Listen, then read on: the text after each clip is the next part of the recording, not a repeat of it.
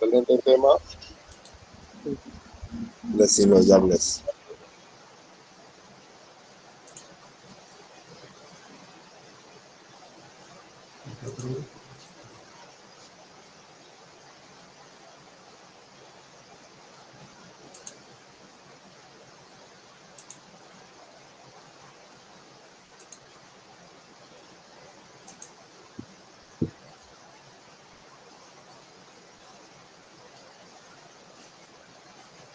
Muy buenos días, compañeros, estudiantes, profesores, colegas, todos los que están aquí el día de hoy conectados en la clase de hoy, que significa sabiduría faraónica.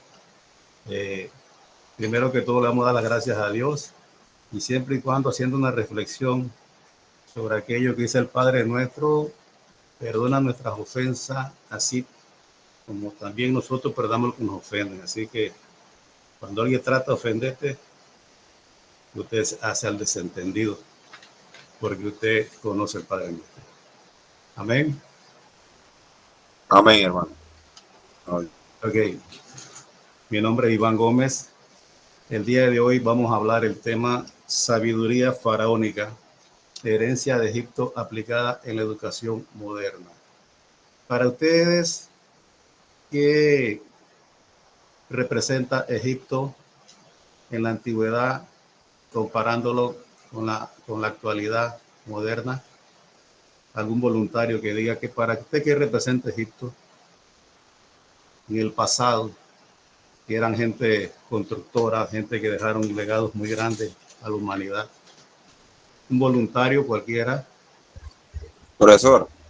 Ajá, correcto. Sí, Dígame. sí. Buenos días, buenos días. Ante todo, profe, bendiciones. Profe, bueno, del conocimiento que tengo de Egipto, que es una ciudad, bueno, en el Antiguo Testamento, bueno, era la que cada uno de ellos pues manejaron lo que es más que nada cierta parte de lo que es las pirámides, las construcciones de las pirámides, lo conozco. La parte arquitectónica esa de, bueno, también lo que es la álgebra, todo lo que es la matemática, ¿verdad? Ellos fueron pues pioneros en eso. Y bueno, la parte que también conocimos por medio de la palabra de la Biblia también, que fue un pueblo que, bueno, que tenía esclavo al pueblo de Israel, ¿verdad? También le puedo mencionar también que, bueno, ahí aprendiendo un poco ya, después de un tiempo para acá, bueno, sabemos que hay una ciudad allá en Egipto, Kemet, que ya ahí es como la parte pues, de la historia un poco negra acá, que conozco, y que ahí, bueno, ya tuve otra expectativa, porque siempre tuve el concepto ese que fueron lo que parte de ellos, pues los egipcios fue que esclavizaron al pueblo de Israel en tiempo del profeta Moisés. Es lo que le puedo brindar hasta ahora ahí. O sea, es correcto lo que usted dice. Otro voluntario que tenga algún otro concepto, algo que pueda compartir con nosotros.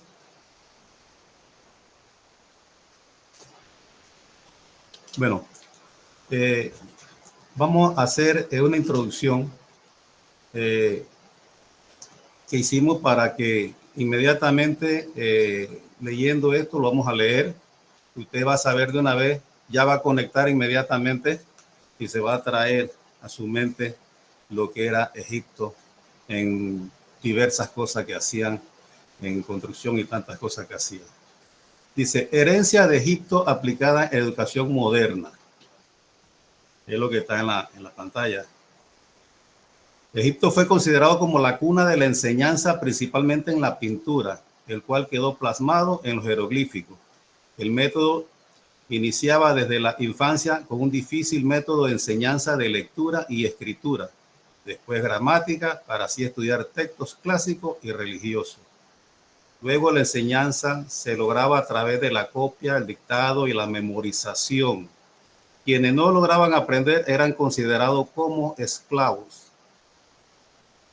Había que ir a la escuela, a la que se le llamaba casa de instrucción, donde solo podían asistir los hijos de la realeza y los nobles.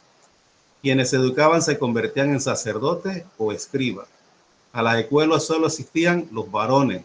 Apenas terminaba la escuela elemental, se realizaba un examen, la cual determinaba quienes podían adquirir estudios superiores, los cuales tenían un carácter más técnico que académico, o sea, priorizaban los trabajos técnicos antes que los intelectuales.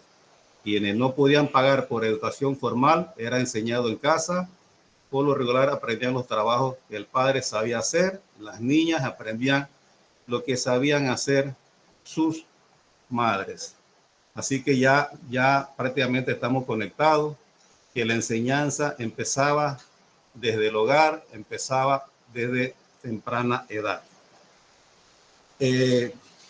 Si usted se pone a ver, cuando dice el que no estudiaba o no aprendía a hacer algo, se convertía en esclavo. O sea, no solamente esclavo era el que pertenecía al pueblo de Israel o a pueblos vecinos que a través de conquista pues los traían como esclavos y lo tenían ahí haciendo trabajo, ¿no? Sino que aquel ciudadano que no estudiaba, no se dedicaba a hacer algo positivo en la sociedad, pasaba a ser esclavo. Es lo que hemos analizado de la introducción que hemos hecho, ¿verdad? No todos los que estudiaban iban a ser faraones, claro que no. Pasaban a ser sacerdotes, pasaban a ser escribas y claro, los hijos de los faraones eran los que iban a heredar el trono. Así que proseguimos. Hasta ahí tienen algo claro o tienen alguna idea que puedan acotar. Bueno, proseguimos. ¿Qué es la educación holística?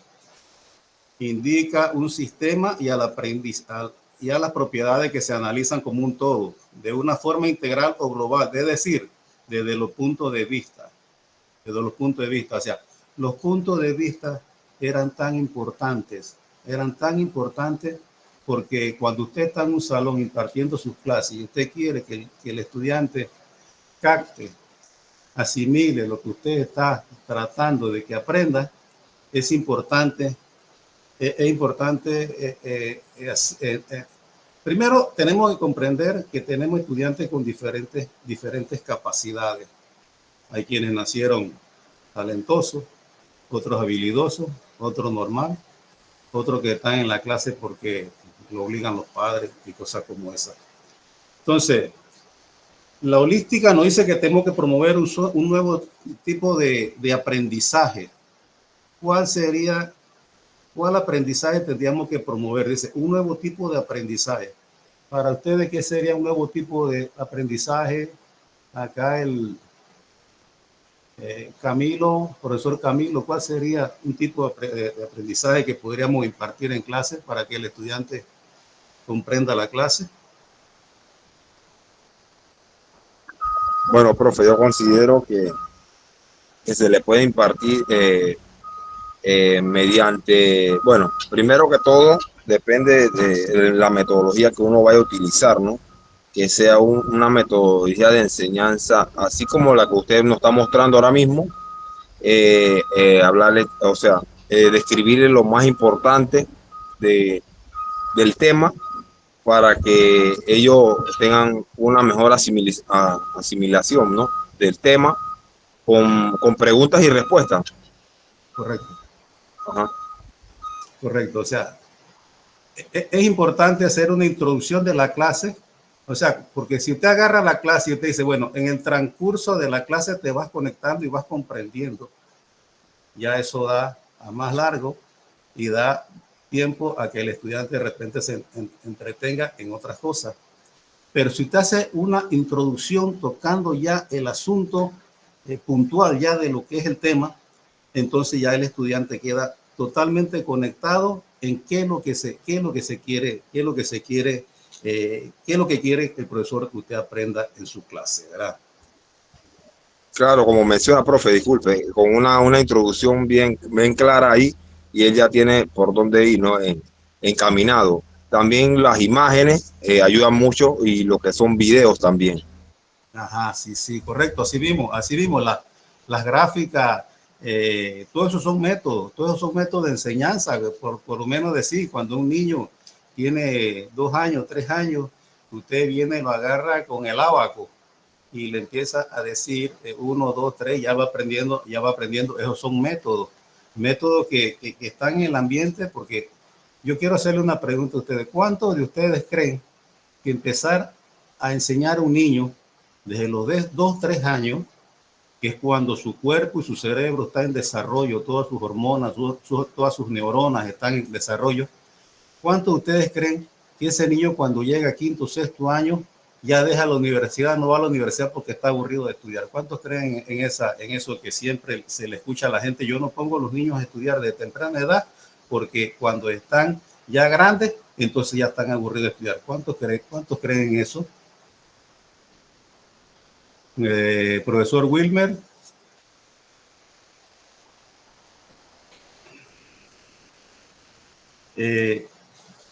El niño, los egipcios impartían la escuela, la enseñanza, empezaba desde los 4 años. Desde los 4 años empezaban. Entonces, esto quería decir que ese niño, inclusive, más que todo, en los que eran hijos de reyes, hijos de faraones, hijos de la realeza, más que todo ellos, porque ellos eran los que iban a heredar el trono. Y como eran los que iban a heredar el trono, ya tenían que venir capacitados en muchos aspectos. Si pasamos en diferentes aspectos, ahí tenemos enseñar con sabiduría faraónica. Dice, este proyecto explora la riqueza cultural de Egipto y su impacto educativo. La enseñanza se enriquece al incorporar legado egipcio, promoviendo la educación holística y el aprendizaje significativo. Así que, bueno, caemos al tema. La educación holística es aquella que crea sistemas donde se ve el punto de vista, qué opina cada estudiante. Y si usted tiene dentro de su aula de clase, su estudiante tiene aquel estudiante talentoso que nació, que de nacimiento él trae esos dones. Tiene el estudiante que tiene la habilidad, es un estudiante que capta rápido. Tiene el estudiante promedio, que es aquel estudiante que le cuesta un poco más.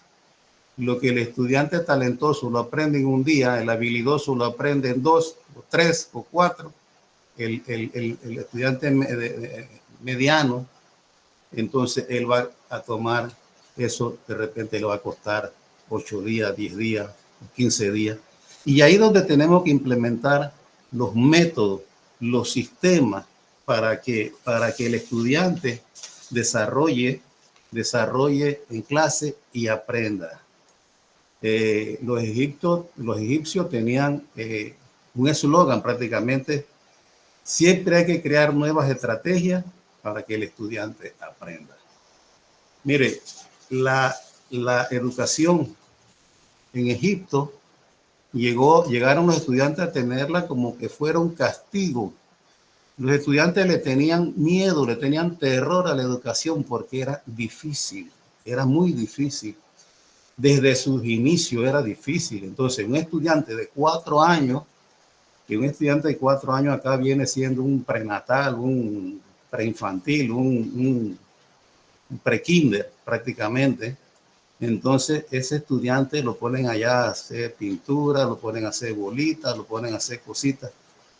Entonces, cuando leemos la importancia que para los egipcios era estudiar, aprender o aprender, ahí no había otra fórmula, era aprender, no había otra.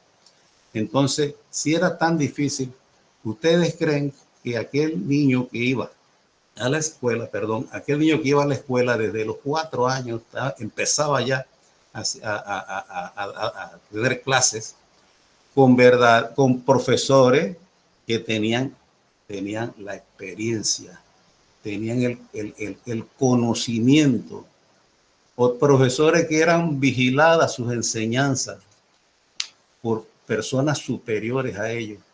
Entonces, ¿usted cree que ese profesor o maestro, cuando iba a clase, él iba a compañeros tibios, enseñarte cositas así, o él iba directamente a lo que el niño a esa edad tenía que aprender? ¿Qué opina usted? Alguien, un voluntario, por favor, un voluntario, para no estar llamando por nombre, un voluntario. ¿Qué opina si el niño, cuando está en esos estudios inicio de pre-kinder, kinder, está recibiendo a lo que hemos analizado la misma enseñanza a donde iban los egipcios directamente? ¿Están comprendiendo el mensaje? ¿Qué opinan ustedes sobre el asunto? ¿Algún voluntario?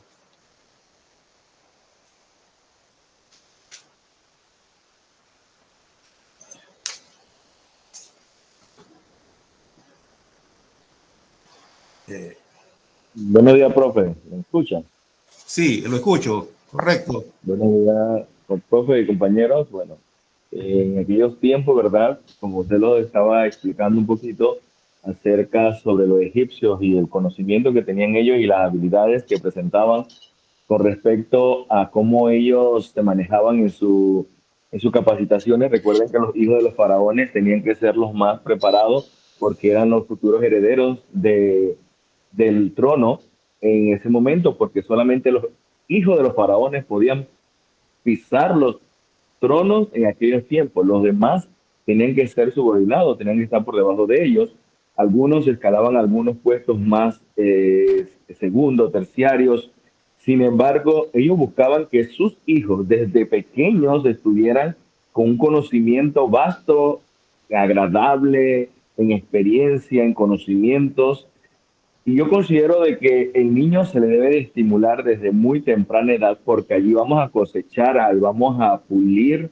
Y tal vez, sí, como usted decía hace un momento, hemos escuchado mucho la frase de que no mandes a tu hijo a la escuela a tan temprana edad, porque se va a aburrir, se va a cansar, y cuando ya llegue a una etapa, a una edad, ya no va a querer ir más a la escuela. Pero es que la función de todo docente debería ser estimular a ese niño para crear en ellos sueños, para que ellos sean los futuros, tal vez, presidentes de nuestro país, para que tengan una educación de calidad. En eso están enfocados los faraones y el pueblo de Egipto con su pueblo.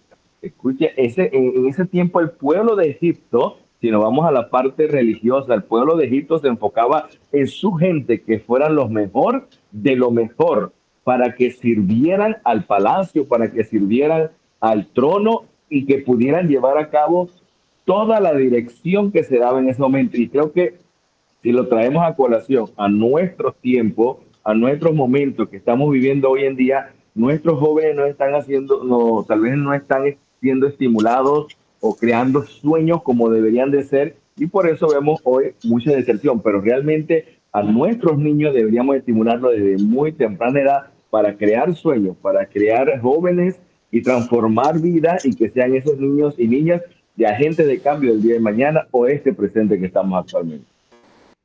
Ajá, es correcto eso. Imagínese con lo que usted acaba de decir, un muchacho, hijo de un faraón, por decir Ramsés o Tutankamón. Casi todos los faraones heredaban el trono. Creo que Tutankamón habla la historia, algunos libros que dicen que desde los 10 años tuvo el poder ya en sus manos. Habla de que Ramsés II, ese que se habló ahorita, que habló el compañero de que la Biblia, el más famoso, que es Ramsés II, dice que heredó el trono a los 18 años.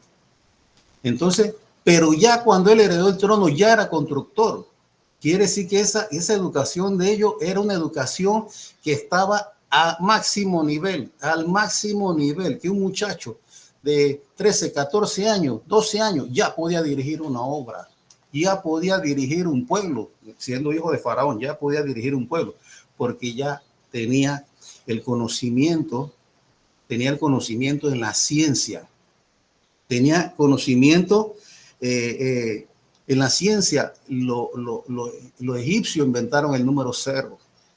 Ellos inventaron el número cero, hicieron ecuaciones de primero y segundo grado, hicieron números fraccionados. Ya ellos estaban trabajando en cosas ya prácticamente bien avanzadas. Porque antes se habló en la introducción que ellos priorizaban en los trabajos técnicos que en los trabajos intelectuales, porque casi todos los faraones, casi todos esos reyes, lo que querían demostrar era su grandeza. Y su grandeza la demostraban a través de las grandes construcciones que iban haciendo. Por lo menos decir el día de hoy, Ramsés, que es el faraón más mencionado, una por lo que nos presentan de la rivalidad que tuvo con Moisés, otra porque fue el faraón que más tiempo, de más longevidad su tiempo de reinado, 67 años de reinado, en 67 años. ¿Quién no hizo este hombre? ¿Ah? Y aparte de eso, él creó algo, un lugar que se llamó Abu Simbel. Abu Simbel fue un lugar que fue cavado sobre la piedra. Dentro de la piedra se cavó internamente entre la piedra. Se hizo la sala hipóstila y se hicieron tantas cosas. O sea, si uno se pone a ver, gente sin herramientas, pero tenían esa capacidad. Un rey tenía la capacidad, un faraón tenía la capacidad para dirigir un pueblo. Y para dirigir un pueblo, tú no vas a poner un pueblo a trabajar con hambre. Tiene que también trabajar la agricultura, tiene que trabajar en la medicina. ¿Por qué eran tan grandes en la medicina? Ellos sabían tanta medicina porque ellos usaban la momificación. Usaban la momificación.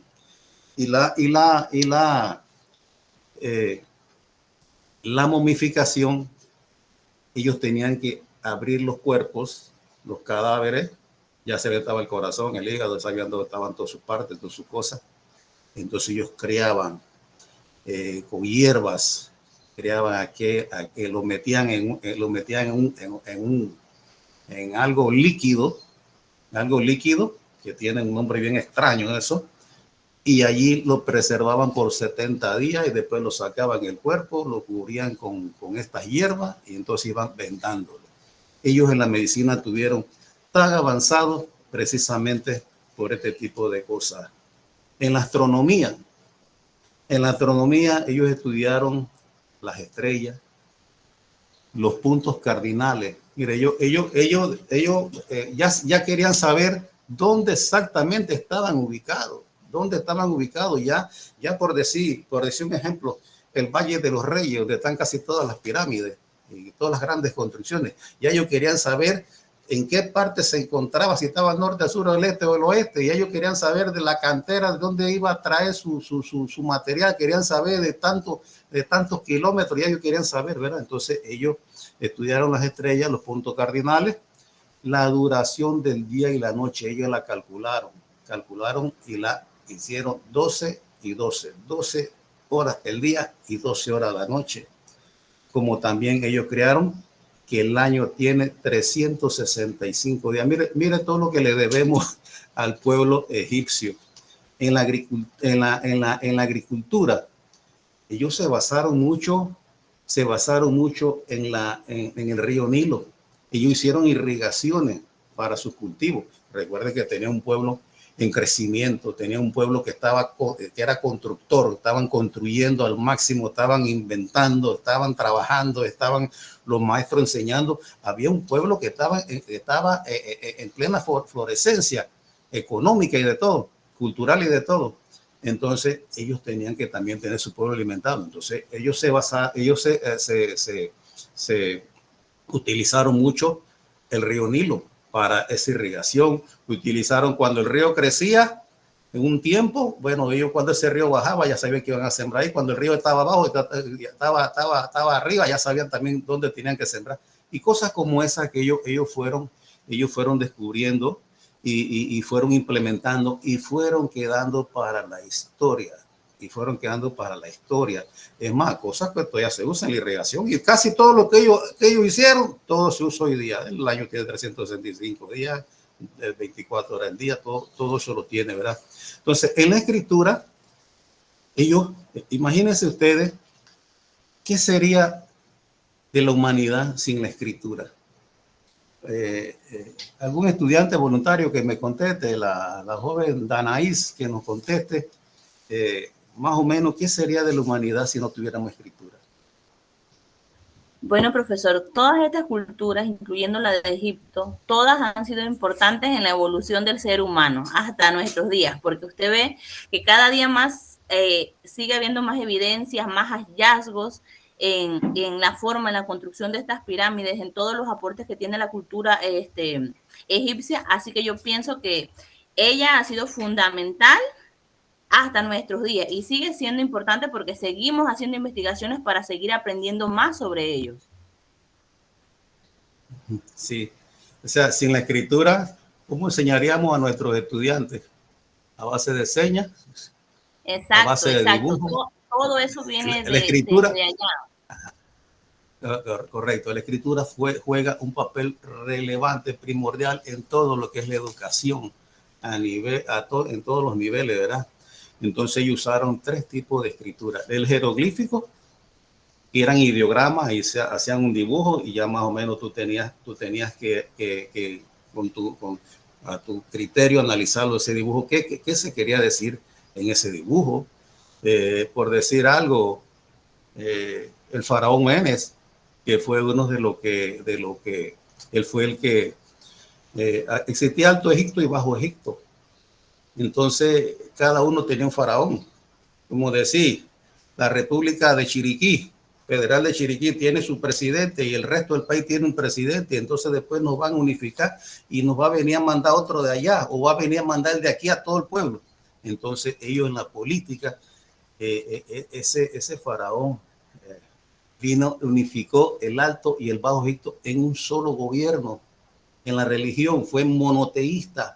Un solo Dios, Ra, es el que va a mandar aquí, y le tumbó todo ese pocotón de dioses. Mucha gente quedaron bravos. Es como decir, pues, yo soy católico y me dicen, no, ya la Virgen María no existe, no va a existir, ya no va a existir ningún santo, no, y yo quedo bravo. Y usted le dice a la gente de Portobelo, ya Cristo Portobelo, y le dice a la gente de México, ya la Virgen de Guadalupe, o allá en Guatemala, el Cristo de Quipula, y ya todo el mundo queda bravo por eso, ¿verdad?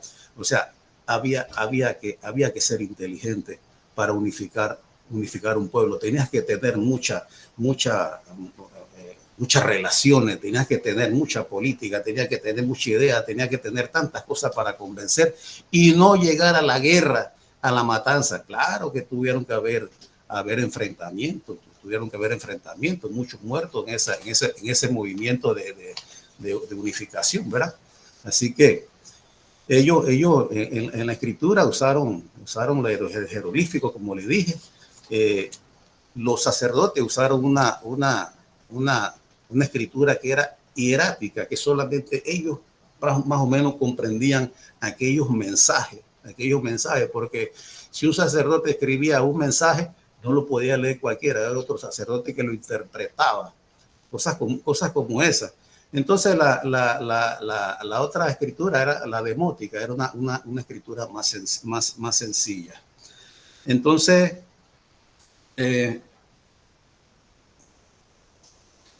tenemos la aplicación del saber egipcio. La educación en Egipto antigua combinaba práctica y teoría. Ahí vamos. Que un voluntario, pareciera que la introducción ya nos llevó al tema, ya nos llevó a todo el tema, ¿verdad? Porque ya cuando le hablé de la introducción del tema, ya todo esto nos llevó a todo lo que estamos ya prácticamente viendo. O sea, fue un sistema de enseñanza que opté para la clase de hoy, para que ustedes ya inmediatamente, apenas escuchaban la introducción, ya quedaban conectados totalmente en el tema. Así que seguimos.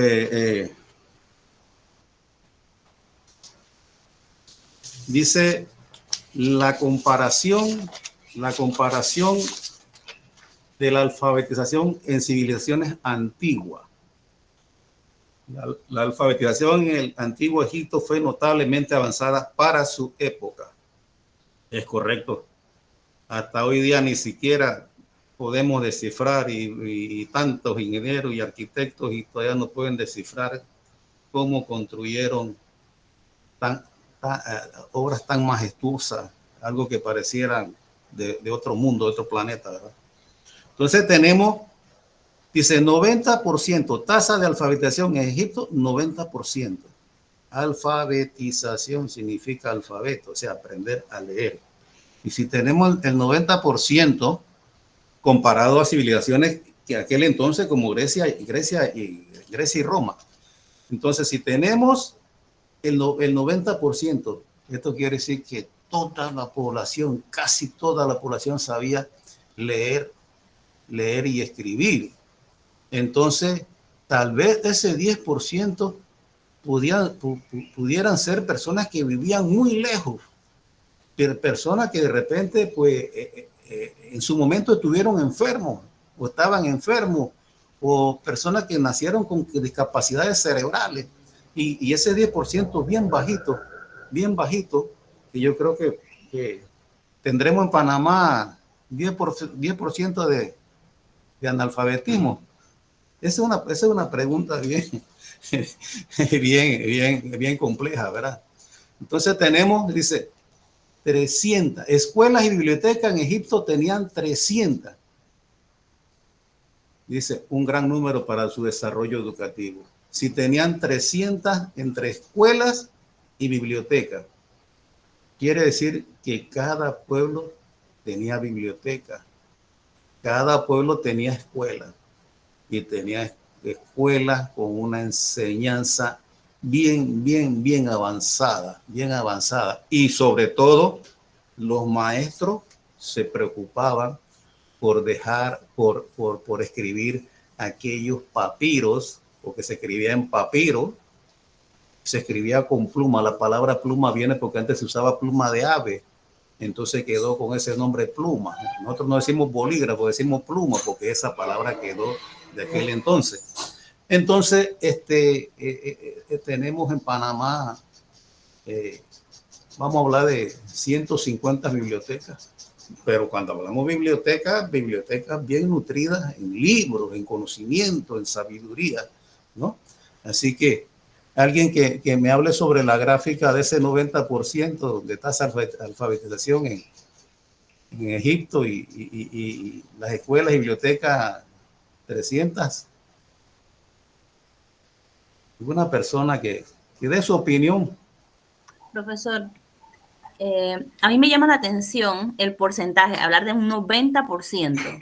Actualmente vemos en nuestro país cómo los gobernantes ya no quieren invertir en educación y quieren bajar la inversión en educación en nuestro país. Sin embargo, los egipcios, los faraones, los que gobernaban en ese momento, entendían la necesidad que existía por una buena educación, una calidad de educación, que eso representaba para ellos que la civilización avanzara. Por eso vemos los grandes avances que ellos tuvieron en esa época, que hoy en día decimos, bueno, pero si ellos no tenían esto, ¿cómo lo lograron? Entonces, la base fundamental, considero yo, de esa civilización fue entonces enfocada en la educación, en la calidad de educación que existía para su pueblo. Correcto, así mismo es correcto. Otra persona que dé su opinión de Panamá, ¿cómo estamos con este tema? ¿Cómo estamos?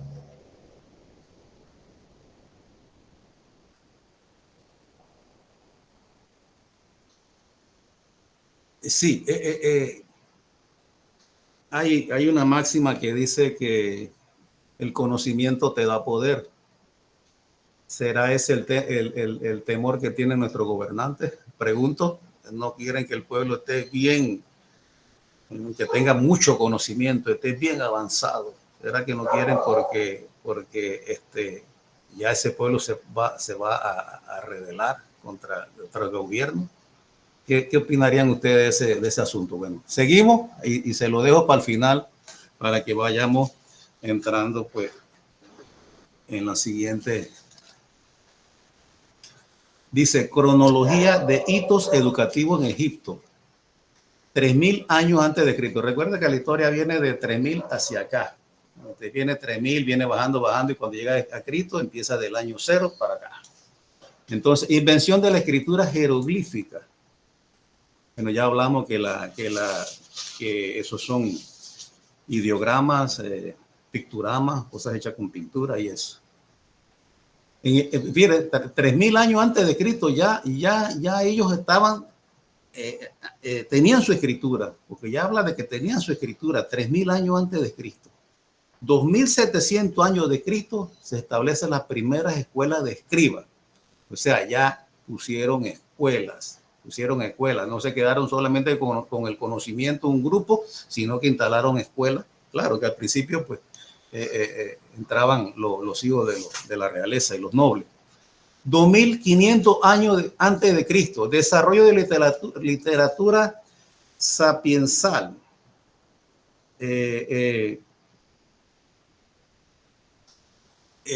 Tenemos aquí 1500 años de Cristo, expansión de la educación a otras clases sociales. Cuando decimos a otras clases sociales, al principio eran la gente pudiente, digo los reyes, los nobles. Después se fue. ¿Quién eran esos? La clase alta, pues los que tenían dinero, los que tenían grandes empresas, los que tenían grandes industrias, eran la clase alta.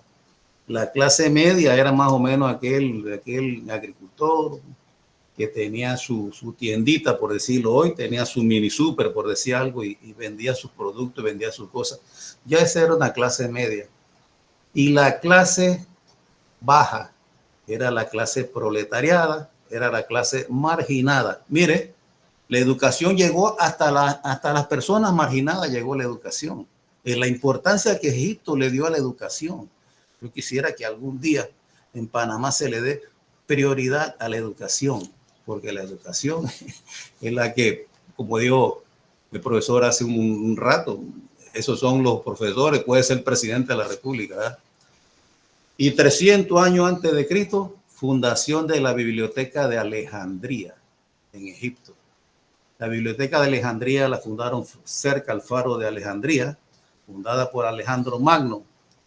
Dice que esa biblioteca, la Biblioteca de Alejandría llegó a tener 700,000 rollos de papiro. O sea, tenía toda la escritura, tenía ahí todo el conocimiento, estaba plasmada toda la sabiduría en escritura.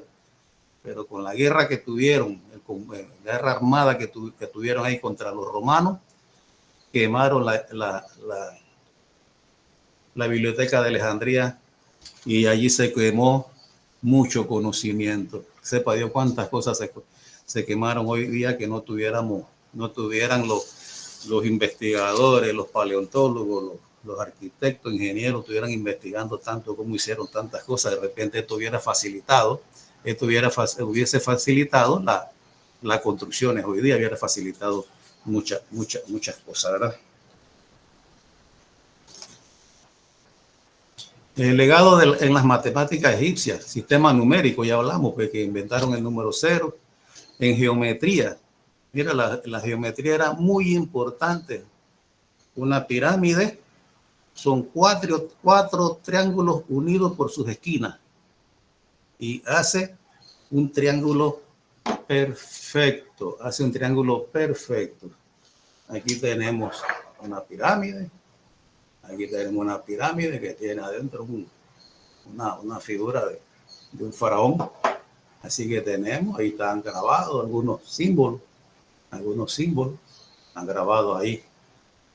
Así que en la arquitectura diseñaron pirámides con precisión y proporciones matemáticas.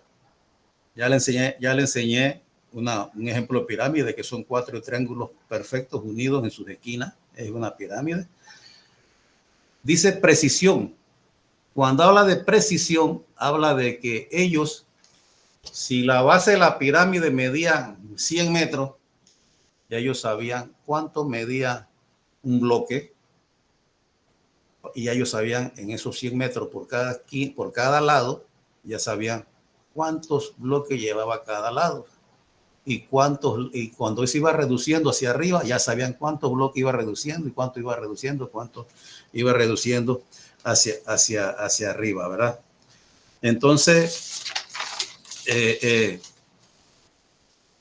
seguimos al siguiente punto. Legado en la astronomía. Le hablé del calendario solar, el día y la noche, y eso lo conversamos ya. Por eso que le dije que la introducción era muy importante, porque ya eso nos tiraba a muchos temas adelantados acá. Observación de las estrellas. Guía para la navegación y cultivos agrícolas. Ellos usaron las estrellas, usaron las lunas, porque ahora tú dices que hay que cortar ese árbol en menguante, o en luna llena, o luna nueva, o luna que. Bueno, ellos utilizaron para la agricultura. Ya ellos se apoyaban con las lunas, se apoyaban con las estrellas. Para navegar se usaban las estrellas. Las estrellas. Hay un video que habla de Cristóbal Colón, que dice que en su navegación acá a América, en un viaje, un huracán destruye los barcos y destruye la brújula, pero Cristóbal Colón inventa algo que se llama astrolabio. El astrolabio coge como referencia una estrella y el horizonte, y él navegaba y sabía hacia dónde iba. Es la grandeza de Cristóbal Colón, ¿verdad? Un navegante descubrió América. Entonces, influencia en la agricultura, mejoramiento de cosechas mediante ciclos estacionales. Ajá, ya ellos sabían en cada estación.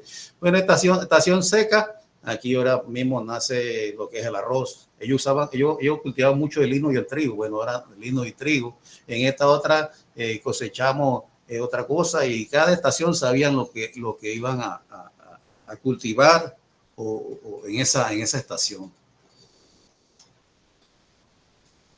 Legado en la medicina. Conocimiento. Comprendieron la anatomía y funciones del cuerpo humano. Ya ellos sabían, y eso lo descubrieron mediante la momificación, embalsamamiento. Dice, los tratamientos. Usaron hierbas, recursos para sanar enfermedades comunes. Recordemos que toda la medicina viene de las plantas, de hierbas, de minerales, viene de tantas cosas. Entonces ellos utilizaron muchas hierbas. Entonces, a veces cuando nosotros vemos una película y dice, hay que mandarlo donde el doctor, hablando del tiempo egipcio, y uno dice, ¿qué doctor ni qué doctor? Eso es lo que era un hechicero, eso no sabía nada. Contrario, ellos sabían con qué hierba curaba esto, con qué hierba curaban el otro. Cuando momificaban, sabía que ese cadáver no se iba a podrir, como dice, dañar, y entonces ellos hacían ese tratamiento, y después de ese tratamiento iban envolviéndolo con aquellas vendas, y dentro de esas vendas iban metiéndole algunas pertenencias que tuvo esa persona en vida, se le iban metiendo ahí dentro de sus vendajes, siempre y cuando eso que metían allí no alterara el procedimiento del embalsamamiento. Ellos sabían cómo hacerlo. Dice, paralelismo educativo, enfoque de la educación faraónica aplicable hoy día. Dice, enfoque holístico, que educación integral para el desarrollo completo. Eso es lo que hablamos, de que tenemos que ver los puntos de vista y desarrollar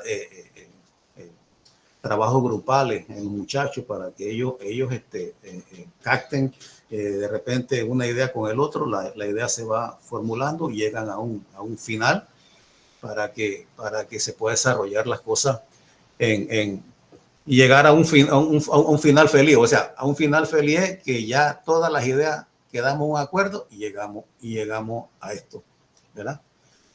Importancia de la ética. La ética es la reflexión de los actos, de nuestros actos, ¿verdad? La ética, la reflexión es la reflexión de nuestros actos.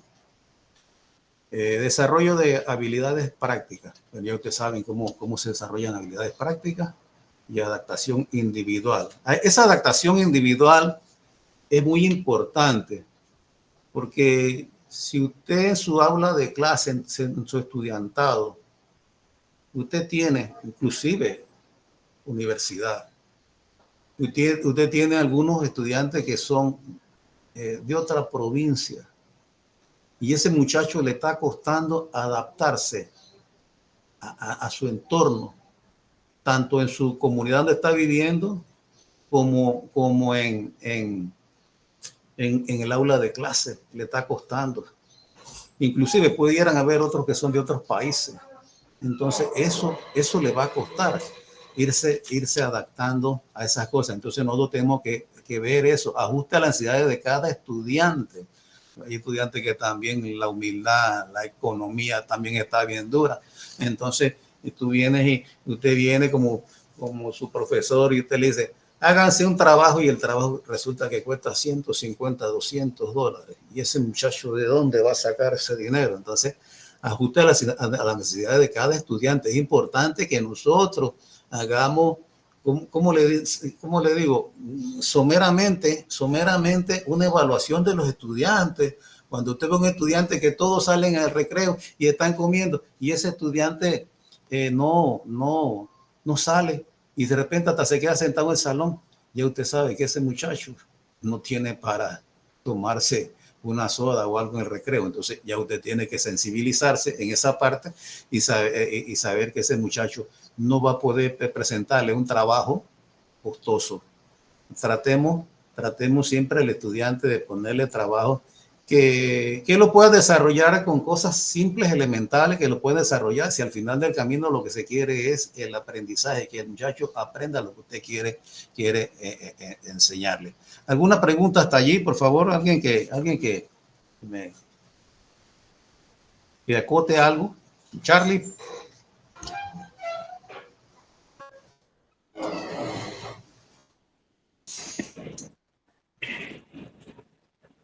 Bueno, profe, yo creo que el paralelismo que tiene la educación egipcia con lo que hoy vivimos, creo que estamos un poquito alejados de esa estructura educativa que tanto necesitamos como Panamá. Hablando acá de Panamá, en ese paralelismo de buscar esa mejor educación, porque cuando vamos a los estudios que se han hecho acerca de la deserción y el abandono escolar, es un impacto bien grande que se muestra en nuestra sociedad en estos tiempos, en estos momentos que estamos viviendo.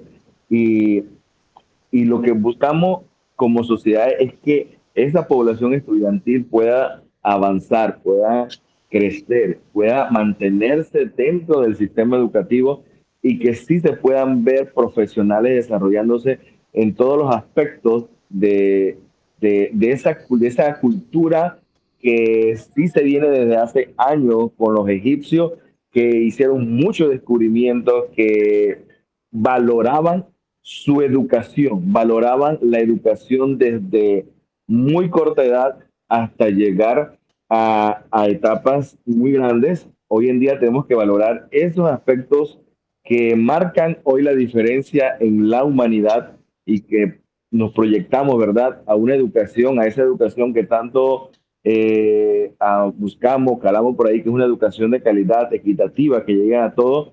Pero sí, en la actualidad, eso es lo que buscamos, que nuestra educación sea una educación de calidad, una educación que llegue a todos y buscando eso desde temprana edad.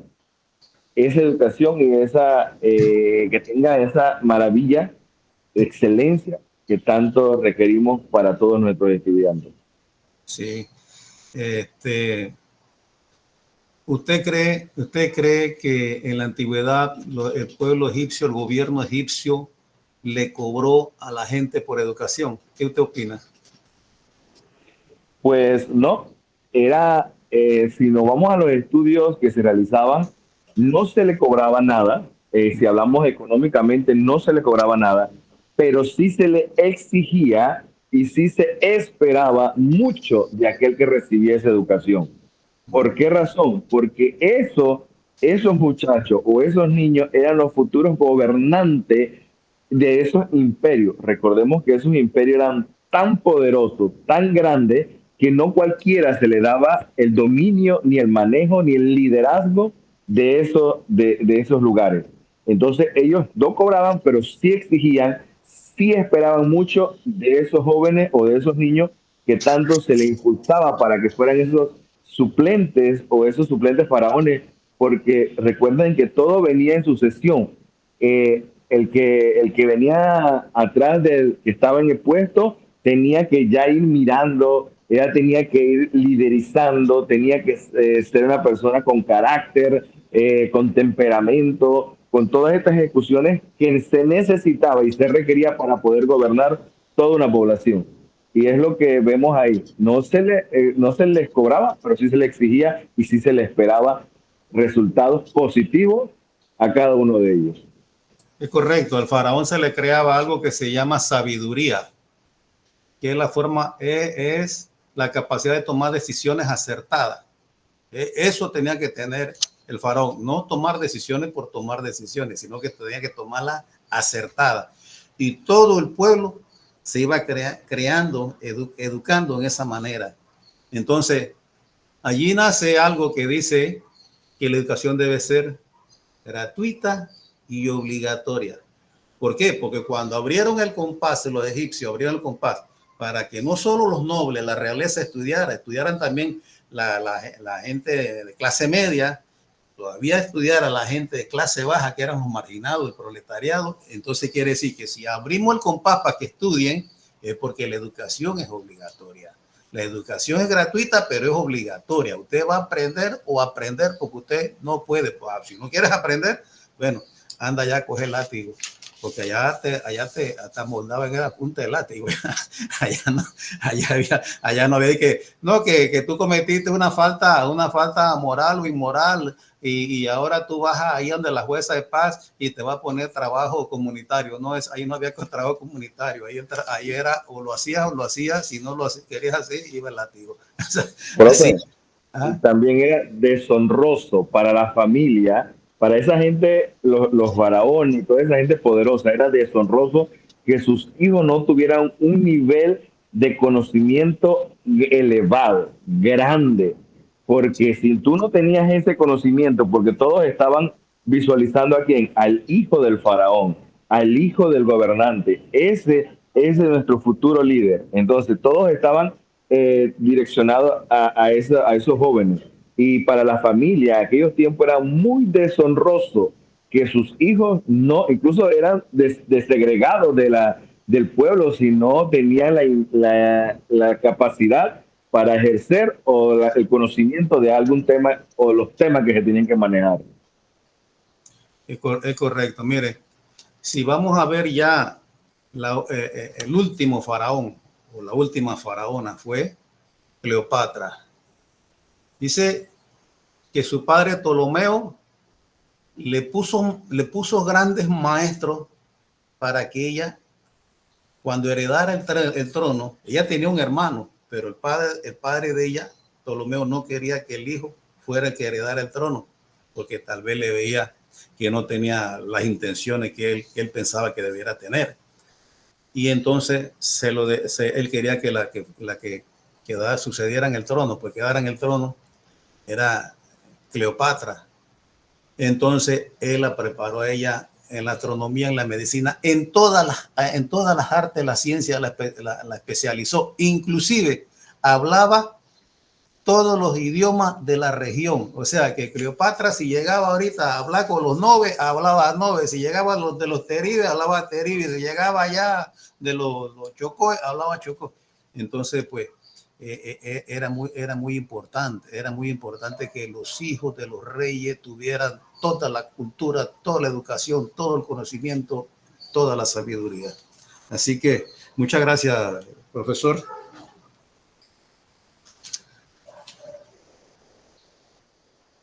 Dice, enseñanza integral, ya estamos terminando. Enseñanza integral en Egipto. La sabiduría faraónica nos muestra la importancia de la integración de diferentes áreas del conocimiento en la educación. Esto quiere decir que cuando tú tienes, dice, en diferentes áreas del conocimiento en la educación, si un muchacho se matricula en ciencia, el muchacho dice, ¿para qué yo quiero música? Hey, esa materia deben quitarla. ¿Para qué yo quiero educación física? Si yo lo que quiero estudiar es ciencia, química, física, matemática y biología, solamente debieran darme esas 4 materias y más nada. Pero te meten otras materias que van ahí. Te van poniendo otras materias, el inglés, bueno, el español, que el idioma es tan importante, ¿verdad? Entonces, pues, quiere decir que nosotros hablamos a veces que esas materias no nos importan o no nos importaban, pero para ellos sí. Porque, por decir un ejemplo, se ve mucho en lo europeo, que una persona, un ingeniero, de repente toca piano y toca bien. Y viene en un momento dado, en una fiesta, tocó un par de piezas y alegró el ambiente y todo el mundo dice, oh, yo pensé que este ingeniero solamente sabía de arquitectura, sabía de ingeniería y mira, también conoce de la música. O sea, eso es importante, ¿verdad? El deporte. Hey, ven acá, yo no sabía que este doctor jugaba tanto basquetbol, chuleta, y el tipo es bueno jugando básquet. Entonces, pues, son cosas muy importantes. Entonces, la sabiduría faraónica nos muestra la importancia de la integración de diferentes áreas del conocimiento en la educación. Hay que ser una persona que tiene que tener mucho conocimiento en diferentes áreas.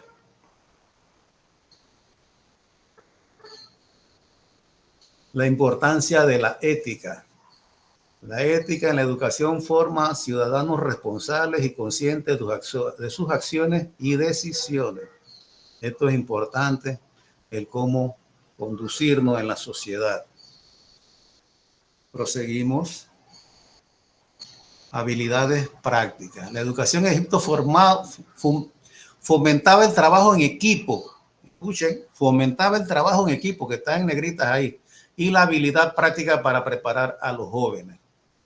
El trabajo en equipo, importante. Venimos hablando de que el trabajo en equipo es lo más importante. El éxito de todo es como dice a veces en política, en manifestación, dice la gente, únete y vencerás. Bueno, une criterio y vas a muchas cosas, ¿verdad? Esto es importante. Adaptación a las necesidades. La diversidad de talento en el aula es fundamental para la enseñanza efectiva y la inclusión de todos. Adaptación a las necesidades individuales.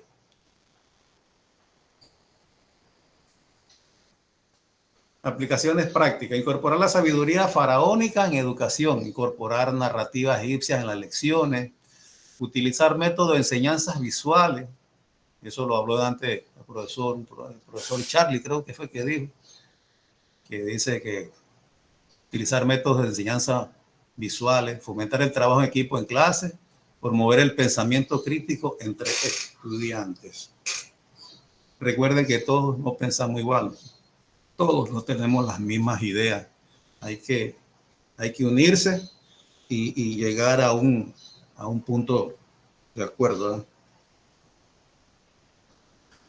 Incorporando sabiduría faraónica en la educación. Ya hablamos, faraón, ejemplo de liderazgo, sabiduría en la historia. Ellos eran ejemplos.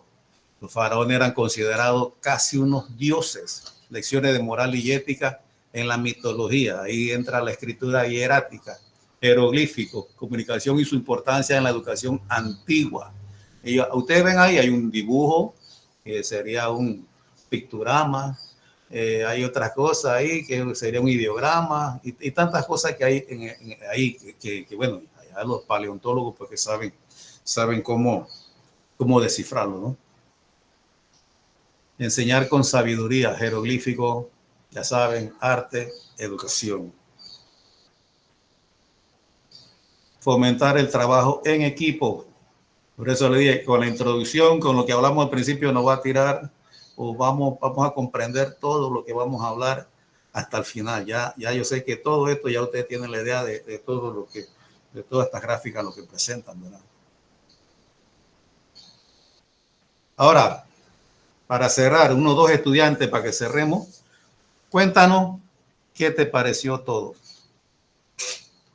Los escucho. Profe, excelente tema, profe. Nos ha ilustrado mucho y nos ha ampliado un conocimiento para llevarlo a la práctica, profe. Me ha gustado el tema. Claramente, profe, sí le iba a preguntar, bueno, antes que termine ya la clase, si usted podría ampliar un poquito, de acuerdo al conocimiento de sus estudios, sobre algunas escrituras que tenían los egipcios, jeroglíficos, algunos significados, pues, por lo menos que he visto más común, la cruz egipcia, otros pictogramas que se ven allí. No sé si usted me podría ampliar un poquito ahí, porque estoy tomando apuntes también para... Sí, usted va a encontrar algo que fue del faraón Narmés, o Menes, Ajá. que le decían, que fue el primer faraón que le dije que unificó el Alto y Bajo Egipto. El Alto Egipto en el norte y el Alto Egipto en el sur y el Bajo Egipto en el norte. Usted va a encontrar la paleta, ya para cerrar, va a encontrar la paleta de Narmes, se llama. Usted va a ver ahí que él tiene 2 coronas. Esas dos coronas representan el Alto y el Bajo Egipto. Así que esa sería la paleta de Narmés, que es uno de los hallazgos más significativos dentro de la paleontología, dentro del estudio de faraónico, pues es el hallazgo más importante Profe, y con respecto a Rey Tut, también era uno de los egipcios también faraones que... Sí, Khufu era conocido como Keops. Tenemos la pirámide de Keops. Tenemos que es en Giza, es la pirámide más famosa, es la más alta. En algunos libros dice que 138 metros, en otros dice que 146. ¿no? Pero ya estamos hablando de 138, un edificio de 100 pisos aquí en Panamá o en cualquier parte. Estamos hablando de algo bien alto ya, ¿verdad? Correcto. Entonces, pues, Khufu es Keops quien hizo la pirámide de Giza. Así, estimados estudiantes, los dejo por el día de hoy porque ya tengo otras tareas que hacer. Y entonces, pues, me gustó grandemente, pues, conversar con ustedes y tratar de llevarles un mensaje sobre los egipcios que ojalá pudiéramos darle a alguien, ustedes pudieran darle esta charla a un presidente o a alguien que aspire a la presidencia. Muchas gracias. Exacto. Reforma todo.